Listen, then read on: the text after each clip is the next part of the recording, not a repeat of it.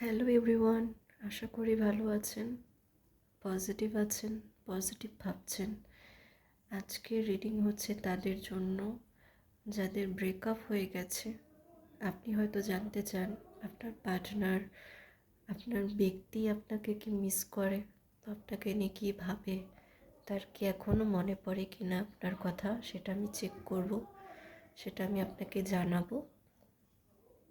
আপনার পার্টনারের কথা 3বার উচ্চারণ করুন, তার নামটা 3বার উচ্চারণ করুন, তাকে ভালো করে খেয়াল করুন, তার চেহারাটা স্মরণ করুন, তারপর আমার রিডিং দেখুন। আশা করি রেজোনেট করবে।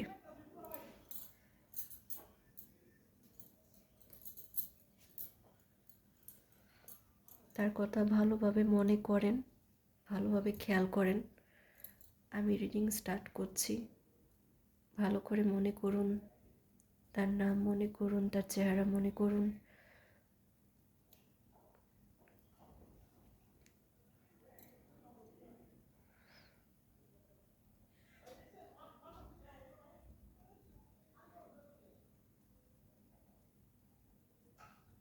আপনার পার্টনার আপনাকে ধোঁকা দিয়েছে।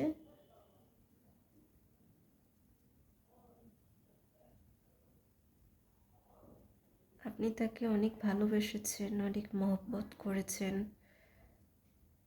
তার পিছনে অনেক সময় ব্যয় করেছেন, কিন্তু তার থেকে তেমনটা ভালোবাসা আপনি পাননি।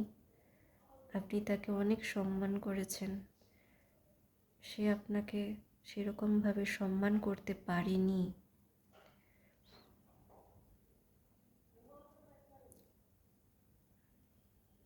আপনার মনে তার জন্য এখনো ভালোবাসা আছে, এখনো মায়া আছে, আপনি তাকে এখনো মিস করছেন।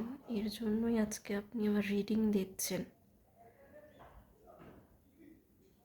তবে আপনার পার্টনার আপনাকে ধোঁকা দিয়ে একদম হ্যাপি নেই।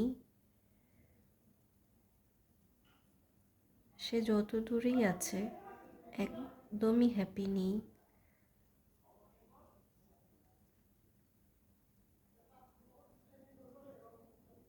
আপনার পার্টনারের সঙ্গে হয়তো আপনি একসঙ্গে পড়াশোনা করেছেন, বা একসঙ্গে জব করেছেন, বা হতে পারে আপনার কাজিন।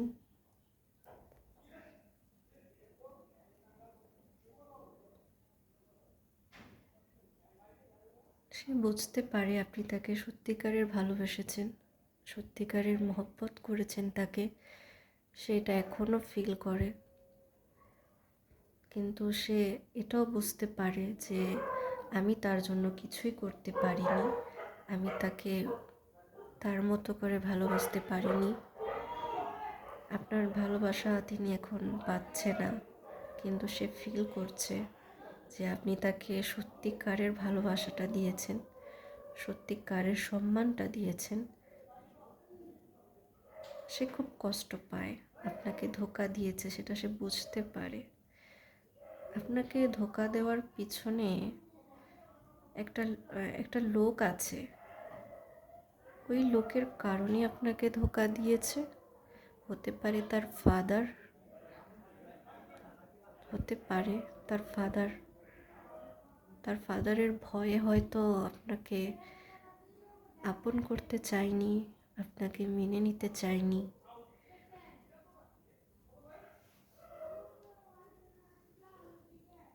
তিনি লাইফে কারো কাছে বাধা, কারো কাছে আটকে আছে।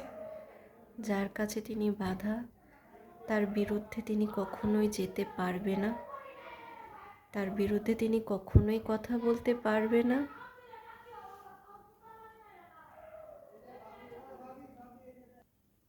আপনার পার্টনার আপনাকে দূর থেকে দেখতে চায়, দূর থেকে, কারণ তার তো কাছে আসার, সামনে আসার তেমন মুখ নেই।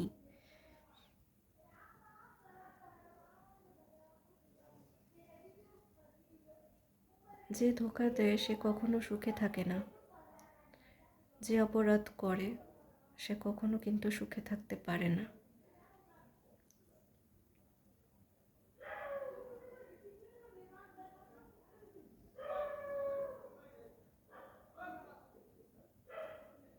আপনার পার্টনার আপনাকে এখনও ভুলেনি, এখনও সে আপনাকে মনে করে, এখনও সে মনে মনে ক্ষমা চায় আপনার কাছে, বাট আপনার সামনে আসতে পারে না, আপনার সাথে কথা বলতে পারে না, আপনাকে বলতে পারে না, সরি বলতে পারে না। তার ইগো, তার অহংকার অনেক বেশি, যার কারণে তিনি আসতে পারে না, বলতে পারে না। তিনি আসলে কারো কাছে ছোট হতে চায় না, ছোট হওয়ার বিষয়টা তিনি একদমই মানতে রাজি নয়।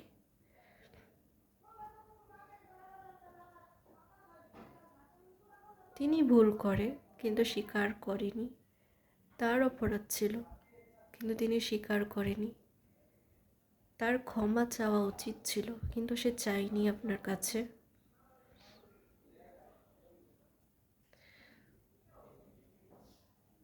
আপনার এখন উচিত আপনি যে কাজ করছেন সেটার দিকে মনোযোগ দিন, সেটার দিকে খেয়াল দিন।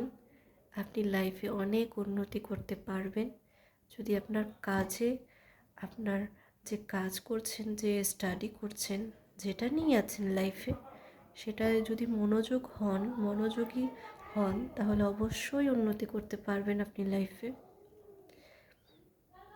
আর আপনার এই পার্সন, আই থিঙ্ক উনি একবার হলেও আপনাকে কল করবে, সময় লাগতে পারে কিন্তু সে কল করবে, আপনাকে কিছু বলতে চায়, তিনি অবশ্যই আপনাকে কিছু বলতে চাচ্ছে।